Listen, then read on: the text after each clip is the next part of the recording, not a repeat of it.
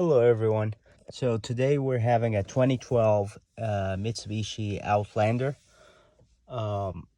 Today I had an issue with the key low battery, and a couple days ago it didn't even start. So if you have this issue, it took me a while to figure it out. Let's give it a try. So you see here, key battery low. Sometimes it's not gonna even start. Let me try it out. Okay, so now it turns on. In case it didn't turn on, here's the key. All right, so what I'm gonna do, there's a place here where you just keep it right here. All right, and turn it on. Most of the time it should work.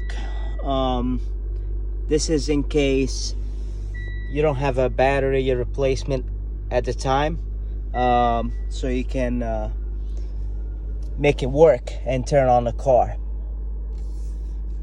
We'll have another video soon, how to do the replacement and what kind of batteries.